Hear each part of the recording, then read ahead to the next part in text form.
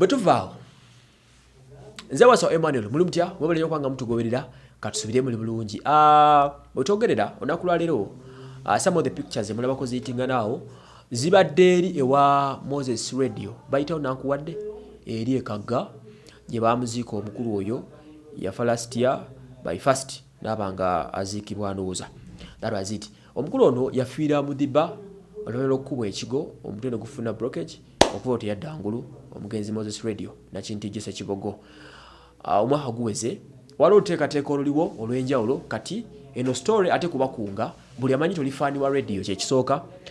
Mpuliddeko family ng'egamba tebalina buyambi bumala bateekateekawo olunaku oluli official lwe bayita Visit Radio okusa ku baganda ba radio abasatu okubadde omuwala n'ono ayogera ennyo yaani omuvubuka ono ye Frank bateeseteese okukyala okuli official oba official unveiling of amalaalo ga radio Moze abantu bagende bagalabe officially ba celebrating obulamu bwa Lord ono omugenzi.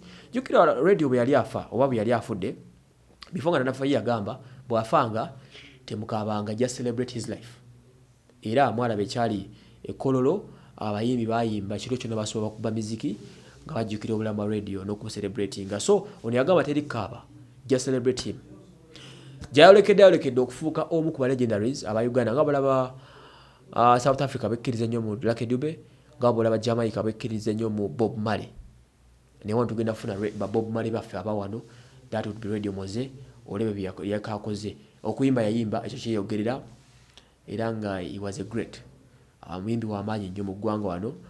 So bateekateeka mukolo alina obusobozi ng'osobola okufuna family eno bagambye beetaagayo kasente tebali financially bulungi babayita mwena buli omu woli nange nga sekedde obwozi nga lifestyle tubayita buli amanyi ti wali wageddeyo ku radio come on board mu supporting omukolo ogwo okubeerawo kwago. Then ne corporate companies yakolako nazo ziyalangirako nzijukirako UTL muveeyo mujjuze kukufuula omukolo guno ogw'ekitiibwa.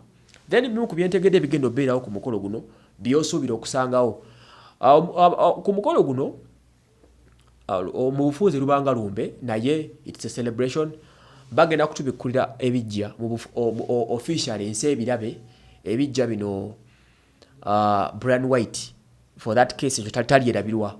Brian White amidst ebintu byonna byamutuukako amidst embeera yonna Brian White yazimba ebijja bya radio n'abifuula kyebiri bitemagana nga muntu. Ekyo kimu. Brian White yazimba amaka mama radio mwabeera ekyo tekirivaawo. So Brian White yabizimba tukwebaza nnyo for that case walaga omutima ogw'enjawulo bakuba nabeera mu mabaala ne babaka ebikooti. So for that case okusinziira ku biryo amaka si maka naye ekizimbe kye baazimba ku ntaana ya radio kigenda kufuulibwa museum mu bufunze Radio Moses Museum nga muno mwe mugenda okusanga bino wammanga buli alina akafaanani ka selfie ne Moses Radio omugenzi bagambye kaweereze ku WhatsApp number gye bagenda okuwa family ya Radio Moze bano nyo bali wono bakatwaleyo baka framing ebulungi nnyo bagenda kateeka mu kizimbe muli obeere nga naawe oli wa kijjukizo nti wapozingako ekifaanani ne the great. Ekyo kimu.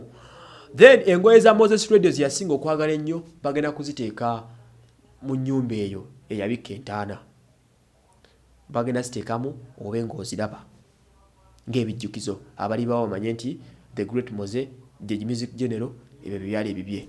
Then bagambye awadi ze zonna zeyawangula zonna buli awadi gye yawangula bagenda kugitimba mu kizimbe ekyo ku ntaana ye automatically bemaze okufuuka museum.